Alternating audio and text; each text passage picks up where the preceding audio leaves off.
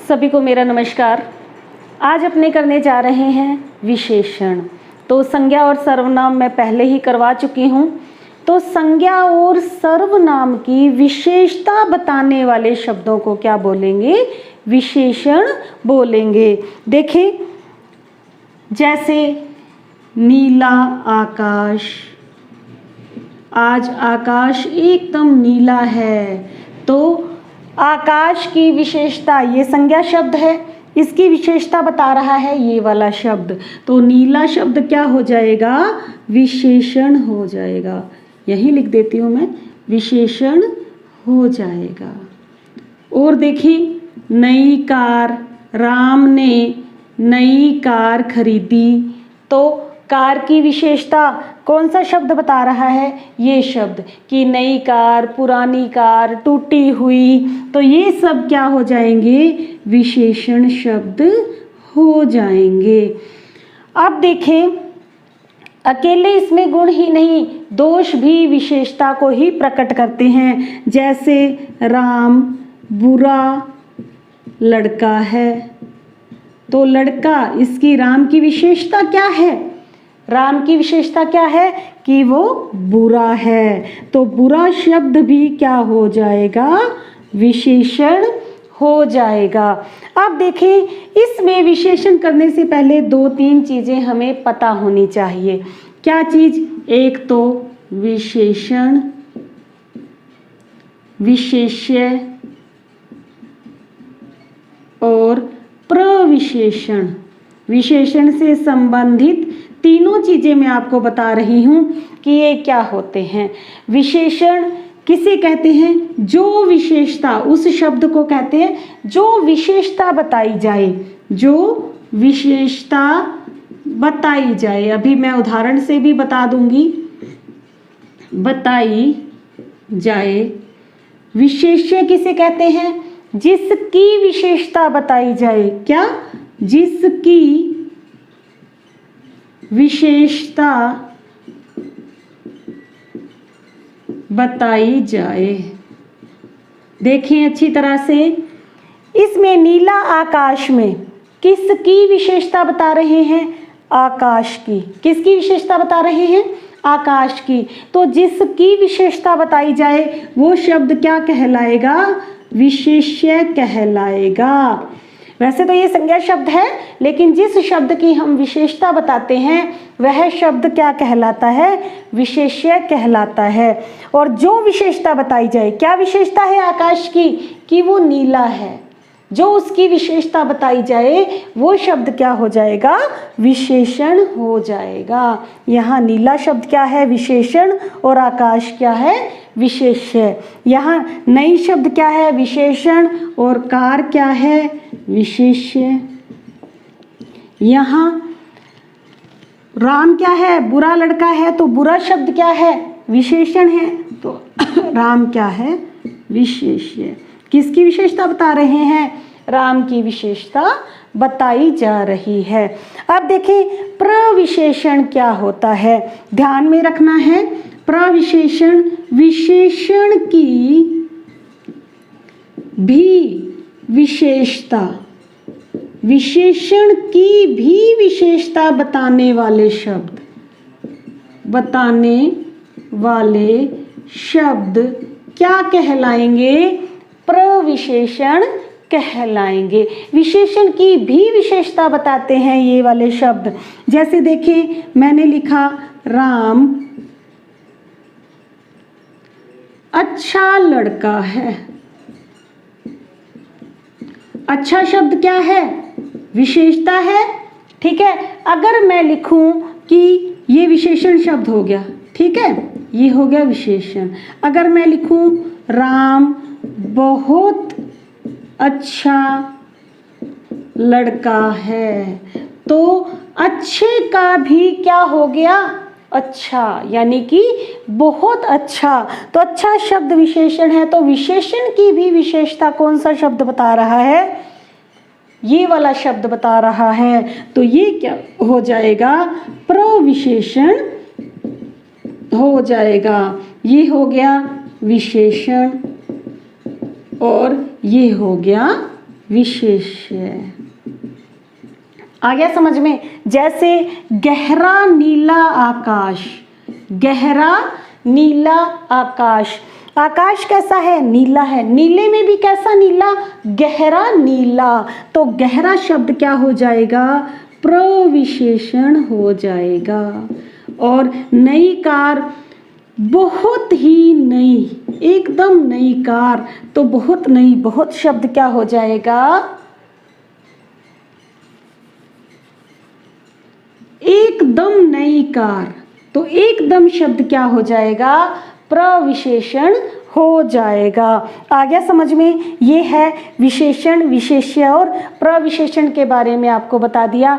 अब चलेंगे अपने विशेषण के कितने भेद होते हैं। गुणवाचक विशेषण। गुणवाचक विशेषण में क्या होता है कि वे शब्द जो किसी व्यक्ति या वस्तु के गुण, उसके दोष, आकार, दशा, दिशा, रंग, स्वाद, स्पर्श, गंध आदि का बोध कराए, वे शब्द क्या कहलाते हैं? गुणवाचक शब्द कहलाते हैं। जैसे रंग में, गुण में देखें, राम अच्छा लड़का है, राम बुद्धिमान है। दोष में बुरा आ जाएगा, बेकार आ जाएगा। रंग में देखें, काला, नीला, पीला। तो यहाँ मैं लिख देती हूँ थोड़ा बहुत।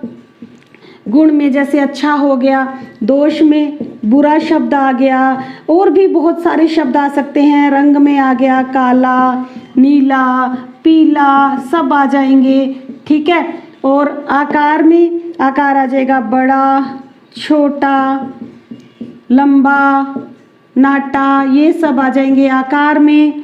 अवस्था में आ जाएंगे, बूढ़ा है, जवान है, बच्चा है, ये अवस्था में आ जाएंगे। स्वभाव में, कैसा स्वभाव है, अच्छा स्वभाव है या बुरा स्वभाव है। दशा, कैसी दशा है किसी चीज़ की, कि नया है या पुराना है, टूटा हुआ है, कैसा है, ये दशा में आ जाएंगे। दिशा में देखो, उत्तरी, पूर्वी, कौन सी दिशा में रहते हैं? उत्तरी दिशा में, पूर्वी दिशा में, पश्चिमी दिशा में। और ये सब उत्तरी, पूर्वी, पश्चिमी और दक्षिणी, ये चारों दिशा के अंतर्गत आ जाएंगे। और स्पर्श में देखें, कठोर, नरम, नाजुक, और ये किस में आ जाएंगे? स्पर्श में आ जाएंगे। गंध में शब्द आ जाएंगे खुशबूदार, बदबूदार। और स्वाद में आ जाएंगे मीठा, खट्टा, कसैला। तो आपके पास बहुत सारे शब्द हो गए हैं, इनसे आप खुद उदाहरण बनाएंगे। मीठा, खट्टा, कसैला, इस तरह से आप स्वयं उदाहरण अगर बनाकर देखेंगे तो आपका अभ्यास बहुत अच्छा हो जाएगा। जैसे आम मीठा होता है, फूल खुशबूदार होते हैं, इस तरह से इन सभी शब्दों से आप एक एक उदाहरण बनाकर देखेंगे तो गुणवाचक विशेषण जो है वो अच्छी तरह से समझ में आ जाएगी। अब हम करेंगे परिमाणवाचक विशेषण। अब देखें परिमाणवाचक विशेषण शब्द।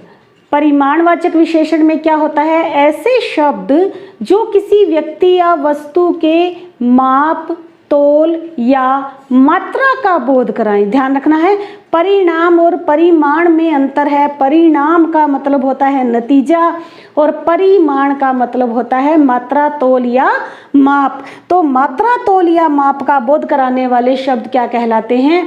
परिमाणवाचक शब्द कहलाते हैं। इसके दो भेद होंगे, निश्चित परिमाणवाचक, अनिश्चित परिमाणवाचक। निश्चित परिमाणवाचक जिसका मतलब निश्चित हो, परिमाण क्या हो? जिसकी मात्रा निश्चित हो। जैसे 2 लीटर, 4 किलो, 2 मीटर। तो ये निश्चितता का बोध करवा रहा है।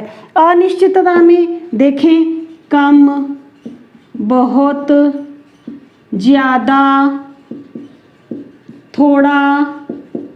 जैसे देखें मुझे 2 लीटर दूध चाहिए, तो 2 लीटर दूध चाहिए क्या हो जाएगा? निश्चित हो जाएगा। और मुझे थोड़ा दूध चाहिए, क्या हो जाएगा, अनिश्चित हो जाएगा। जैसे एक बच्चे की कमीज पर लगभग 2 मीटर का कपड़ा लगेगा, तो लगभग आ गया, तो यह भी किस में आएगा, अनिश्चित में ही आएगा। जैसे खेत में हजारों मन गेहूं हुआ, हजारों मन गेहूं हुआ, तो इसको क्या है, माप तोल नहीं पा रहे हैं, कितना हुआ है अभी तक निश्चित नहीं है, तो ये भी किस में आएगा, अनिश्चित में ही आएगा। तो इससे आप खुद उदाहरण बनाकर देखेंगे, अभ्यास करेंगे कि इनसे किस तरह के उदाहरण बन सकते हैं, निश्चित और अनिश्चित दोनों के। अब संख्यावाचक विशेषण में देखिए कि इसमें गिना जा सकता है, परिमाणवाचक में माप तोल आएगा और संख्यावाचक में जिसको गिना जा सके। तो ऐसे शब्द जो संज्ञा या सर्वनाम की संख्या क्रम या गणना का बोध कराएं, वे शब्द क्या कहलाएंगे, संख्यावाचक विशेषण शब्द कहलाएंगे। जैसे देखें, बगीचे में कुछ बच्चे खेल रहे हैं, बगीचे में कुछ बच्चे, तो 2 भेद हैं इसके भी, 2 भेद कौन कौन से, अनिश्चित और निश्चित। तो यहाँ पर अनिश्चित है, कुछ बच्चे खेल रहे हैं, पता नहीं है। और जैसे 4 बच्चे घूमने गए हैं, 4 बच्चे घूमने गए हैं, तो इसमें भी 2 भेद हैं, निश्चित संख्यावाचक जिसको गिना जा सके, ठीक है, संख्यावाचक और अनिश्चित संख्यावाचक। इसमें देखें, इसमें भी वही होगा कि जिसको गिना जा सकता है निश्चित में, जिसे नहीं गिना जा सकता अनिश्चित में। जैसे नेताजी के आने पर हजारों की भीड़ इकट्ठा हो गई, हजारों की भीड़, तो गिना नहीं जा सकता था कि कितने लोग थे, या वहाँ पर कुछ लोग इकट्ठा हुए तो कुछ लोग में भी पता नहीं कितने हुए। लेकिन अगर आ जाए कि वहाँ पे 10 लोग खड़े बातें कर रहे थे, तो वो पता चल जाएगा कि ये निश्चित संख्यावाचक है। और जो हजारों की भीड़ इकट्ठा हो गई, अनिश्चित संख्यावाचक। या फिर कुछ लोग बाहर खड़े बातें कर रहे हैं, तो भी क्या होगा, ये अनिश्चित संख्यावाचक होगा। जिसे गिना जा सके निश्चित, नहीं गिना जा सके अनिश्चित में आएगा। अब देखेंगे अपने संकेतवाचक या सार्वनामिक विशेषण। संकेतवाचक या सार्वनामिक विशेषण, इसमें क्या होता है, सर्वनाम शब्द ही विशेषण का काम करते हैं। ध्यान में रखना है कि वे सर्वनाम शब्द जो विशेषण के रूप में प्रयुक्त होते हैं और उसी संज्ञा की ओर संकेत करते हैं, उसी संज्ञा की ओर जो सब शब्द सर्वनाम शब्द संकेत करेंगे, वे क्या कहलाएंगे, सार्वनामिक विशेषण शब्द कहलाएंगे। जैसे देखें, वह पतंग उड़ा रहा है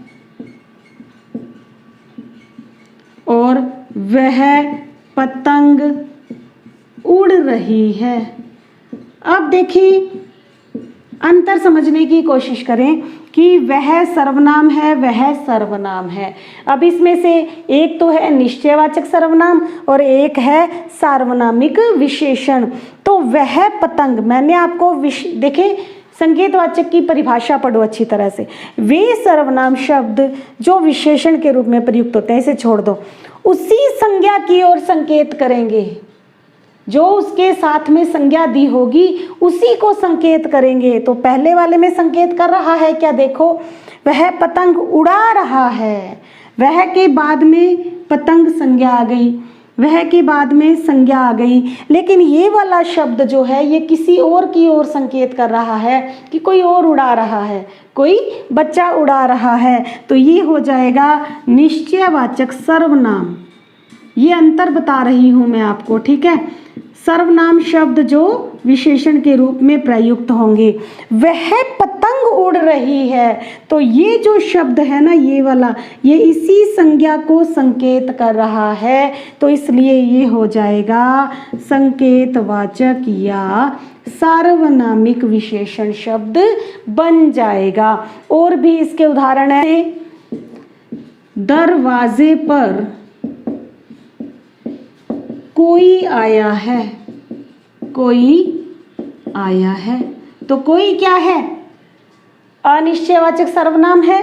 लेकिन यदि मैं लिख दूं दरवाजे पर कोई आदमी आया है, कोई आदमी आया है, तो कोई के तुरंत बाद क्या है? संज्ञा है, और ये शब्द इसी संज्ञा को संकेत कर रहा है। इसके बाद क्या है? क्रिया है। सर्वनाम शब्दों के तुरंत बाद संज्ञा आनी चाहिए और उसी संज्ञा की ओर संकेत भी करना चाहिए। तो ये शब्द इसी संज्ञा को संकेत कर रहा है, तो ये हो जाएगा संकेतवाचक विशेषण। सर्वनाम और सार्वनामिक विशेषण में क्या क्या अंतर होते हैं, बहुत सारे उदाहरणों के साथ मैंने एक वीडियो अलग से बनाई हुई है। वो वीडियो ज़रूर देखें और अच्छी तरह से समझें। मैं उसका लिंक डिस्क्रिप्शन में डाल दूंगी और उसे अच्छी तरह से आप समझ लें। अगली वीडियो में फिर मिलेंगे, बने रहिए मेरे साथ। Thank you, have a nice day.